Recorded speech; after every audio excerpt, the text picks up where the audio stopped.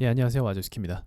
자, 오늘은 강의는 이제 뉴스를 통해 보는 매매 기법에 의한 제목으로 강의를 할 텐데, 이거는 정말 유튜브에서 볼 수가 없는, 그러니까 사실 돈 주고도 어디서 배울 수도 없을 수도 있거든요. 예, 그 정도로 좀 강력하게 생각하는 기법 중에 하나입니다. 근데 이거를 제가 공개하는 이유는 여러분들이 이제 제 강의가 사실 뭐 영상이 편집이 되고 뭐 화려 그런 것도 아닌데 뭐 구독자가 뭐 3만이 되었어요. 저한테 좀 과분한 수치인 것 같기도 해요. 그만큼 여러분들이 많이 관심을 가져주셔서 저도 거기에 대한 좀 보답을 하는 게 맞다라고 생각을 했고, 또 얼마 전에 제가 또 등남을 했잖아요. 거기에 대해서도 많이 축하를 해주셨어요. 그래서 그런 부분에 있어서 저도 뭐 베푸는 게 맞지 않나라는 생각을 갖고, 사실 좀 예전부터 이 생각을 갖고 있었는데 어, 요즘에 이제 육아 때문에 제가 좀 정신이 없어갖고 지금에서야, 지금 새벽 시간인데 지금에서야 좀 만들어서 올려보려고 합니다. 자, 시작할게요. 자, 먼저 설명을 드리자면, 자, 간단해요. 정말 간단해요. 뭐냐면 뉴스가 떴는데 주가가 안 올랐어요. 그러면 매수하는 겁니다. 뉴스란 건 그럼 뭐냐? 자, 첫 번째로 투비소프트. 오늘 종목 4개 갖고 왔어요. 자, 투비소프트를 보도록 하겠습니다. 자, 먼저 여기다가 뉴스를 검색하세요.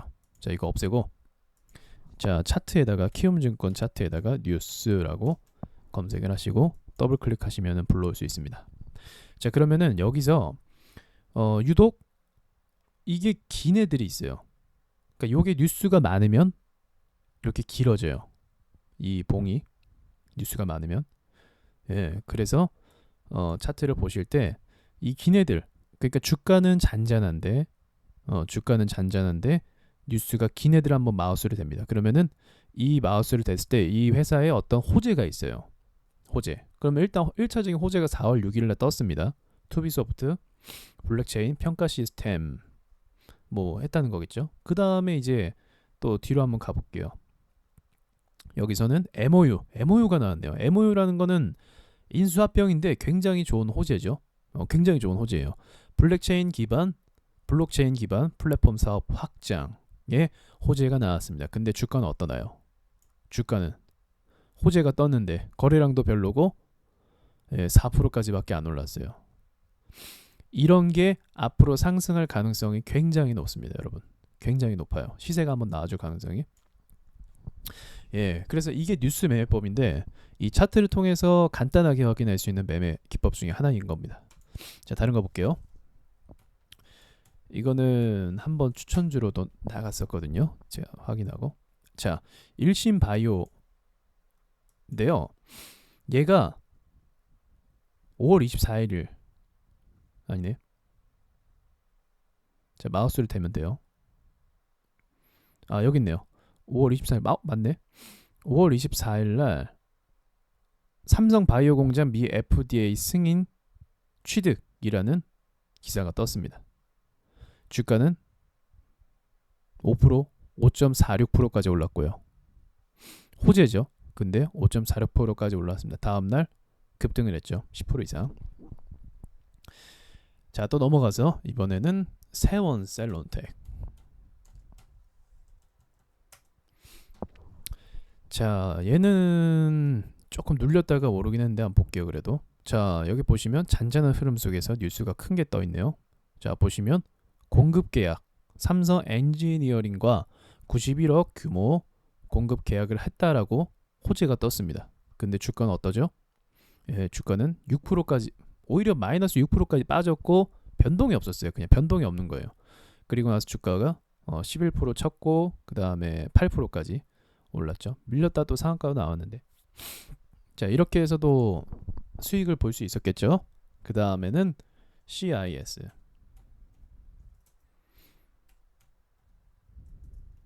아유, 한손으로 치니까. 자, CIS 어딨니? 제가 일단 종목만 잡아놓고 이건가? 아, 여기 있네요. 역시나. 자, 잔잔한 주가 흐름에서 뉴스를 보니 180억 원 규모 2차 전지 전국 공정 장비 계약했대요.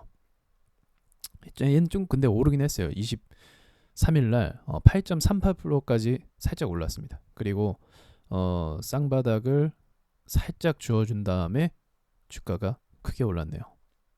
자, 이렇게 4개의 종목을 갖고 왔습니다. 특징이 뭐죠? 뉴스가 호재가 떴어요. 호재 구분할 줄도 아셔야 돼요. 네, 호재가 분명히 계약을 했다, 뭐 체결을 했다, 이렇게 됐는데 주가가 움직이지 않았어요. 그리고 나서 며칠 뒤에 주가가 움직이는 그런 패턴이 굉장히 많이 발생을 합니다. 그래서 이거는 이제 뉴스를 통해서 보는 매매 기법이라고 보실 수 있겠고요. 추가적으로 이제 이거는 큰 어떤 패턴을 가르쳐줬다면, 이제 추가적으로 부가적으로 보셔야 될 게 뭐냐면, 뉴스가 나오는 자리가 또 다른 자리가 있는데, 그건 뭐냐면 이제 세력들이 실컷 올렸다가 이제 내려가는 입장에서 여기서 개미들 모으려고 뉴스를 터트리는 경우가 있습니다. 이건 매매하면 안 돼요. 이건 안 돼요. 오로지 우리는 크게 과열되지 않은 상태에서, 얘도 과열되지 않은 상태죠. 예, 과열되지 않은 상태에서 뉴스가 나왔을 때, 그때 우리가 조금 밀리더라도 평단을 낮추면서 매매하는 방법이 있다라는 겁니다.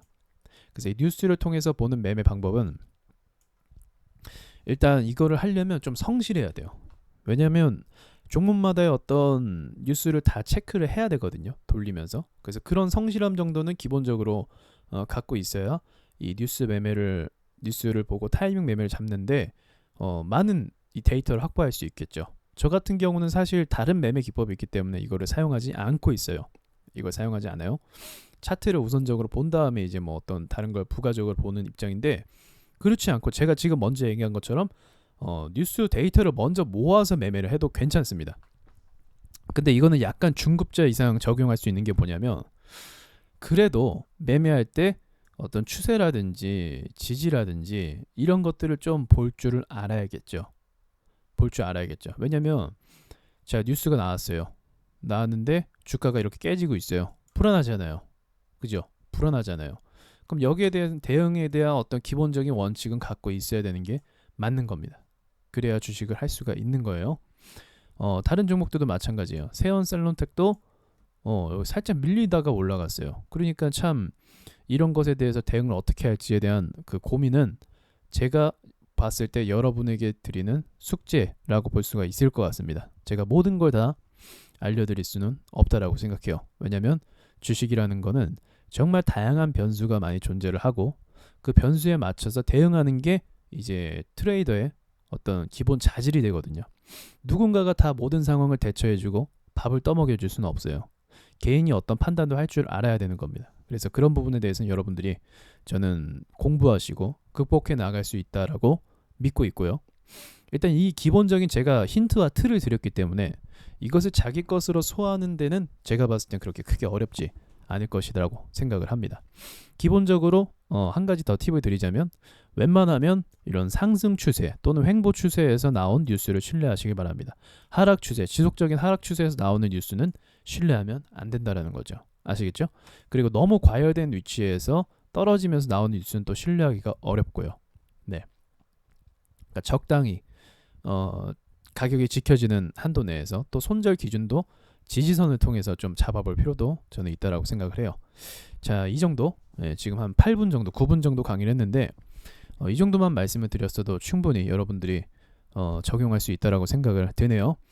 네, 뉴스를 통한 매매, 타이밍 매매, 뉴스가 호재가 떴고 봉의 크기가 뭐 아무런 변화가 없었다. 그러면 잠재 종목입니다. 급등할 수 있는 잠재 종목. 그래서 그것을 여러분들이 잘 체크하고 자료로 모으셔서 그것을 이제 여러분의 무기로 삼으셨으면 좋겠습니다. 자, 이상으로 강의 마치도록 하겠습니다.